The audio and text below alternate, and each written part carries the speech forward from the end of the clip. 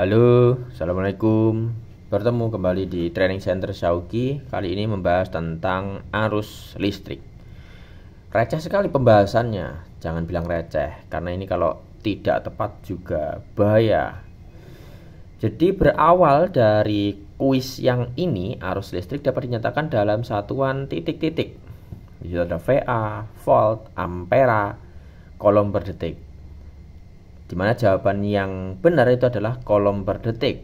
Mungkin teman-teman akan bertanya, itu bukannya ampere ya? Memang satuan internasionalnya adalah ampere. Terus kenapa kok bukan ampera? Nah, ini ampera bukan ampere ya.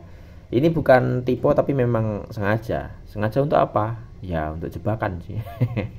Mohon maaf ya, bukan jahil tapi untuk mengasah ya. VA itu satuan daya semu, kemudian volt itu adalah satuan dari tegangan. Yang benar adalah kolom per detik. Tenang dulu ya, kita jelasin dulu. Jadi untuk pembuka ini ada berbicara tentang arus juga, tapi bukan arus listrik. Ini tentang arus mudik. Ngapain sampai bahas ini? Karena yang namanya arus itu secara definisi kurang lebih sama, materialnya aja yang beda.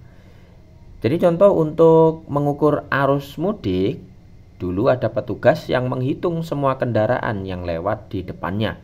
Misal petugas tersebut sudah melakukan pengukuran selama 5 menit dan perhitungan kendaraan yang lewat adalah 1.500 kendaraan.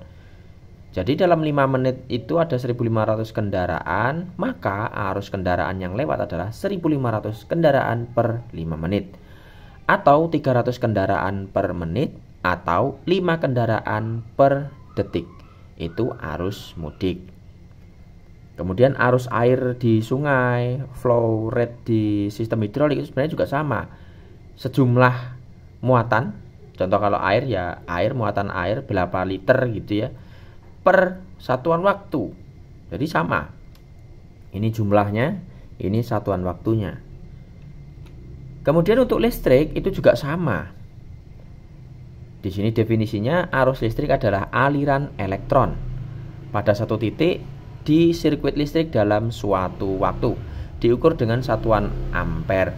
Jadi untuk satuan internasionalnya adalah ampere. Namun pengertiannya 1 ampere itu ya mirip seperti tadi, yaitu 1 kolom per detik. Kolom itu adalah satuan untuk menggambarkan kelompok dari beberapa elektron. Ya kalau segini sih bukan beberapa ya, satu negara elektron ya, negara hitungannya segini.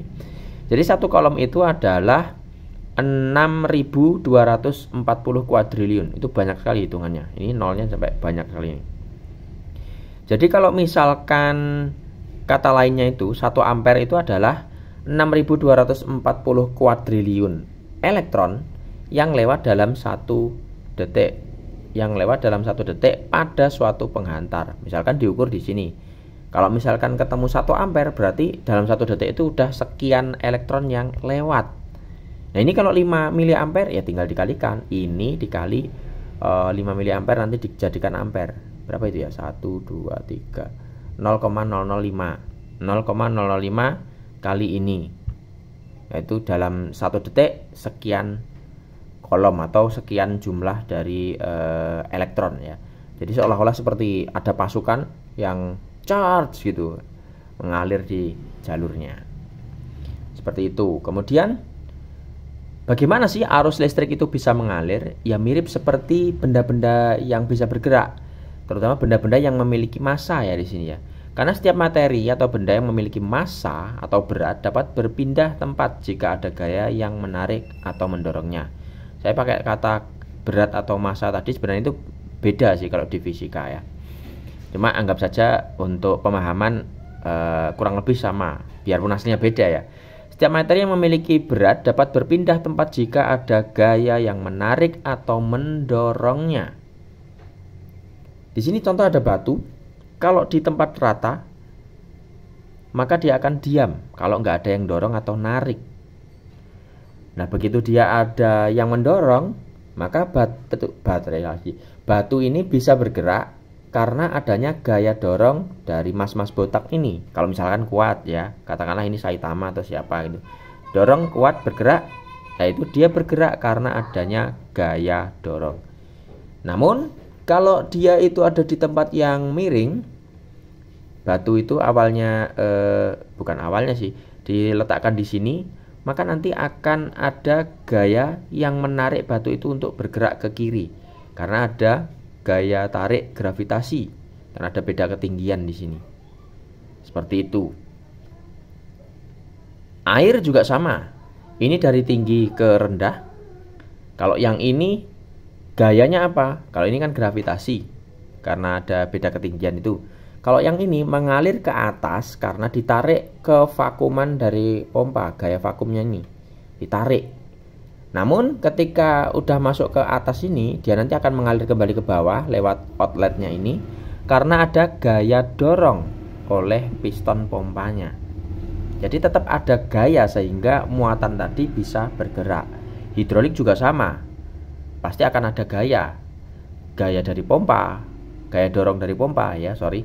Kemudian ada gaya dorong dari gravitasi. Seperti turunnya mas forklift itu dari gravitasi. Kemudian untuk arus listrik, dia bergerak karena apa? Rumus kesayangan kita, V sama dengan I kali R. Ini rumus dasar yang wajib dipahami kalau mau belajar listrik. Gitu. Jadi supaya dia itu mengalir atau muncul angka I-nya, maka harus ada dua kelengkapan, yaitu voltage sebagai gaya dorongnya, kemudian R di sini sebagai jalurnya. R itu sebenarnya adalah jalur, cuma dia hambatannya beda-beda. Contoh kawat tembaga dengan kawat besi, bukan besi siapa ya? Ya kawat besi yang karatan itu pasti jalurnya akan beda, seolah-olah seperti satunya jalan tol, satunya itu jalan pematang sawah. Hambatannya beda. Itu. Jumlah I-nya di sini nanti bisa beda alirannya kalau R-nya berbeda. Seberapa besar I dapat mengalir tergantung seberapa kecil R-nya. Semakin kecil R-nya, semakin besar I-nya. Di sini kalau misalkan pertimbangannya adalah voltage, semakin besar voltage-nya, semakin besar I-nya. Jadi jangan dibalik ya. Kalau untuk rangkaian seperti ini, kalau tegangan saya naikkan, arusnya akan naik, bukan turun. Diingat, Sauki sering ketemu pemahaman kalau dikasih rangkaian seperti ini, misal ini dinaikkan, arusnya gimana? Turun katanya. Salah. Itu salah ya. Belum tentu dia jadi turun, tergantung bebannya juga, jenisnya apa. Seperti itu. Pembahasannya sudah ada di video Sauki. Nah, jadi kesimpulan di sini kalau misalkan pengen ada I-nya, harus ada tegangan untuk mendorong muatan dan harus ada jalur. Ada tegangan, nggak ada jalur, nggak ada I. Karena kalau nggak ada jalur itu R-nya sangat besar. Ya. Kalau R-nya sangat besar, I-nya nanti akan sangat-sangat kecil. Seperti itu. Kemudian tambahan ya. Untuk arus listrik ini karakteristiknya dia akan mengalir jika ada yang mendorong. Kemudian jika tegangan yang mendorong adalah satu arah, maka arus juga satu arah. Seperti ini, baterai. Tapi ada juga yang kita kenal adalah AC atau arus bolak-balik. Maka arah alirannya juga bolak-balik karena supply-nya itu seolah-olah seperti baterai yang kita putar-putar, positif negatifnya. Emang ada ya mesin yang kurang kerjaan seperti itu? Kalau muter baterai nggak ada, tapi muter rotor, yaitu generator ya, itu ada. Secara mekanismenya, cara kerjanya seperti itu, sehingga menghasilkan arus yang bolak-balik seperti ini. Yang terakhir adalah arah aliran arus itu sebenarnya dari mana ke mana sih? Jadi kalau yang kita kenal kebanyakan orang itu adalah arus konvensional dari positif ke negatif. Padahal di laboratorium sudah dibuktikan bahwa dia itu mengalir dari negatif ke positif, karena sebenarnya yang mengalir adalah elektronnya. Terus kenapa ini bukan dihapus, tidak dihapus? Karena memang sejarahnya panjang. Dulu waktu awal ditemukan listrik, pemahamannya seperti ini, dan sampai sekarang masih digunakan karena lebih mudah digunakan untuk menganalisa sirkuit listrik. Kalau ini digunakan di mana? Di laboratorium atau di kelas untuk memahami proses kerja suatu alat elektronika. Nah, itu saja teman-teman untuk kali ini tentang arus listrik. Semoga bermanfaat. Mohon maaf dan Assalamualaikum warahmatullahi wabarakatuh.